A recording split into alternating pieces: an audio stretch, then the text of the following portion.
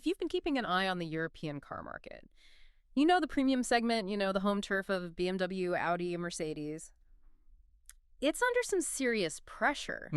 But the challenge isn't coming from another German rival this time. It's coming straight from China. We're talking about Zeekr. Right. The brand that just debuted that very sleek 7GT shooting brake at the Brussels Motor Show. And they are not being shy about who they're targeting. Not at all. We've been doing a deep dive into the reports from that launch and really their incredibly aggressive strategy for Europe. And the mission here, for you listening, is to really understand how Zeekr plans to take on the incumbents. It's not just about one car. No, it's about three key pillars that our sources keep highlighting. First, the incredible corporate backing they have. Second, frankly, world-beating piece of tech focused on charging speed. And third, this is maybe the most interesting part, a big strategic pivot they're considering to handle Europe's complex political and regulatory landscape. This deep dive really shows Zeekr isn't just another new badge. It's a highly resourced, very strategic operation. It's pure EV tech, mixed with some very pragmatic business thinking. Let's unpack this, starting with the power behind the throne. Who exactly is Zeekr, and why should the German giants be taking this so seriously? Oh, they have to take it seriously. Because Zeekr isn't some standalone startup running on venture capital. They are a core brand inside Geely Holdings. And Geely, for anyone who doesn't follow the conglomerates, is a massive global player. A huge player. We're talking about the company that owns Volvo, Polestar, Lotus, Smart. I mean, this is one of the most credible automotive groups outside of the traditional European and American giant. That's a very powerful family tree to belong to. It gives them instant access to supply chains, engineering, all of it. Precisely. And our sources say that within that impressive lineup, Zeekr is seen as Geely's best asset, mostly because of its just massive premium EV sales back home in China. Okay, so their mandate for Europe is what? To be another Polestar? Not exactly. The idea is to slot them into that high-end EV space, just a notch below the super-focused performance of Lotus, but engineered to be significantly sportier than Volvo. And to really sell that premium position in Europe, they know they can't just ship over a car with Chinese aesthetics. They need European credibility built in from the ground up. Absolutely. And you can see it in who they've hired. They say they want to build an identity based on emotions, which is their term. Right. To do that, they brought in Lothar Schuppert, who has, over 2 decades of experience at BMW, to guide the whole European strategy. On the design. Their design center is in Sweden, and it's led by Stefan Seeloff, a veteran of Audi and Bentley. So you're hiring top-tier German and British talent to shape your look and your strategy for Europe. That's a pretty powerful statement. It's telling the European customer, we get you. We were designed here, even if we're built somewhere else. But let's be realistic. There's still a perception challenge, isn't there? The words premium and Chinese car aren't an easy association for a lot of European buyers. No, it's a huge hurdle. Zeekr is basically fighting skepticism. They believe their product quality and, their innovation will win people over eventually. But for now, the plan is pragmatic. Build trust. Build trust. And that means building out the sales and service network fast. They're planning to more than triple their dealer network in Europe this year alone, from about 30 to around 100. So we've got the corporate DNA, the leadership, but the real proof is in the product, right? The hardware they're betting on, the Zeekr 7 GT. This is the tip of the spear.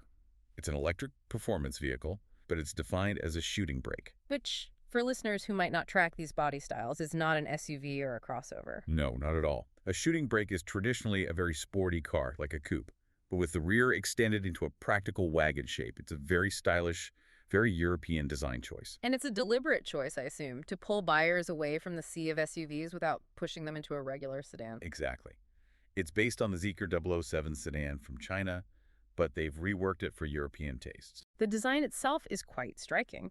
It has that black panel across the whole front with a really slim LED light bar. And then the rear is boxier, as you'd expect from a shooting brake, with a sloping window and a pretty distinctive double spoiler. The sources also mentioned a few features that seem designed to just make a scene.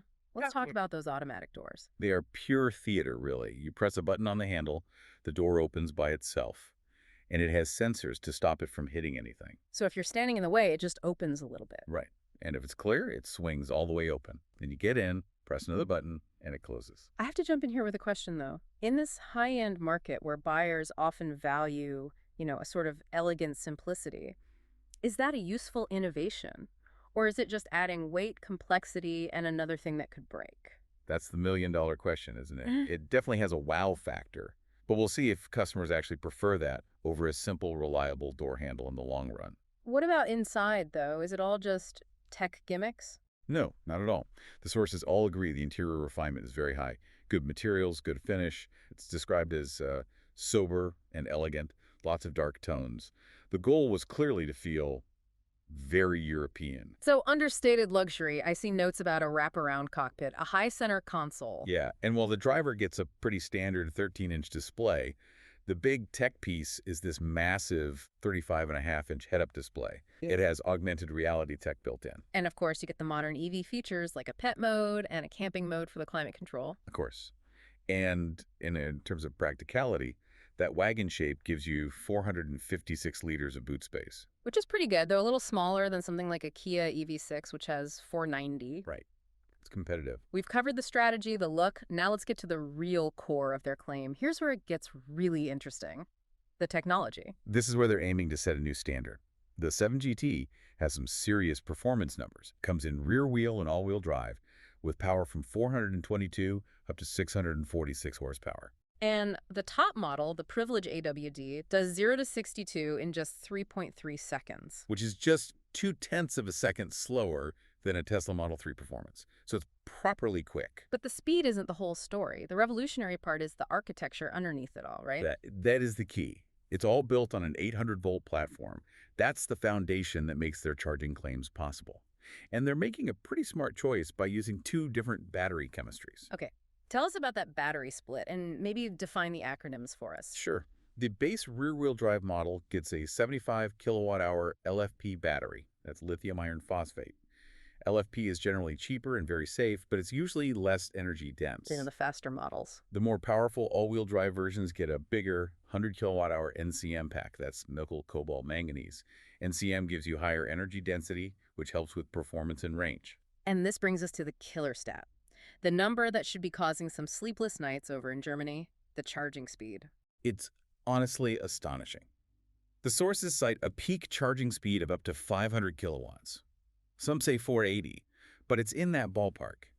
And this translates to a huge real-world time saving. The claim is that the 7GT can charge from 10% up to 80% in just 10 to 10 and a half minutes. Exactly. Yeah. I mean, you compare that to the 25 or 35 minutes that a lot of premium rivals need for that same charge.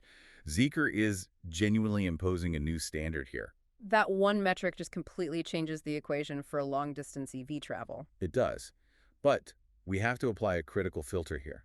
They can build a car that accepts 500 kilowatts, but is the European charging network actually able to deliver that speed consistently? That's a fair point. Is this a practical advantage for the average driver today, or is it more of a technical boast for the spec sheet? It's future-proofing, I suppose. The capability is there for when the infrastructure catches up. What about range? The 75 kilowatt-hour LFP model is rated for 650 kilometers. But, and this is important, that's on the CLTC standard, the Chinese cycle. Which is always more optimistic. Way more optimistic. We'd expect that to be closer to 570 kilometers under the European WLTP test. The bigger 100 kilowatt-hour model claims 825 kilometers CLTC. So the range is solid, theoretically. Okay, let's get to the business side. Pricing and expansion. How are they positioning this car financially? They're jumping right into the middle of the premium fight. The base model starts at 45,990 euros. The long range is about 51,000, and the top spec all-wheel drive is 57,490 euros. And that European price is critical because when you look at what these cost back home in China, it's a huge difference. A massive difference. The sources show the top models in China are equivalent to only about 44 to 50,000 Australian dollars. So they are definitely adding a big European premium. Which pays for the Eurocentric design, the dealer network, all the import costs. Exactly. And they're moving fast. They're already in 12 European markets. They pushed into Germany last December, and they've confirmed the UK, France, Italy, and Spain for 2026. This is a full-scale invasion. And this rapid expansion leads us to that third and maybe most fascinating pillar of their strategy, the PHEV question. Right.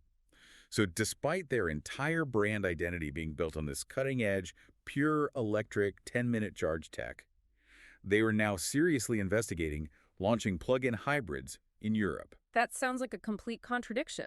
Why would a brand that's all in on 800-volt EVs suddenly look backwards to hybrids? Two reasons. One is consumer demand. The other is geopolitical strategy. Mm. First, the consumer side. The PHEV market is still really strong in Europe. A lot of drivers still want that gasoline backup. Okay, that makes sense. But what's the strategic angle? This is where it gets really clever. Selling PHEVs could be a way for Zeekr to get around potential EU tariffs that might be slapped specifically on Chinese-made fully electric cars. Ah, I see. So it's a loophole. It could be. The EU is investigating Chinese EV subsidies, and tariffs are a very likely outcome to protect their own car makers. So if you're Zeekr, you're worried your star EV gets hit with a huge tariff that kills its price advantage. But a PHEV is technically a different category of vehicle. Precisely. It's a potential escape route. And with the EU softening its hard 2035 ban on combustion engines, PHEVs suddenly have a much longer shelf life than anyone thought. So what does this all mean? Well, if we just recap Zeekr's triple threat to the old guard in Europe, it's pretty clear. You've got the immense backing of Geely, you have the premium execution with European talent, and you have that incredible tech advantage of a 10-minute charge. That 800-volt architecture, that's the headline. But while they're making all this noise with their pure EVs, their quiet consideration of PHEVs shows you how global business really works. It's not always about the purest technology. No, sometimes it's about geopolitics, trade barriers, and shifting regulations. And for you, the listener, the question to think about is this. Will this strategic flexibility, this willingness to sell hybrids to dodge tariffs, will that ultimately strengthen Zeekr's position in Europe? Or will it dilute that powerful premium EV leader message they're working so hard to build? That tension between technological purity and pragmatic compromise is something for you to mull over as we watch the 7GT hit the roads across the continent. Thanks for diving in with us.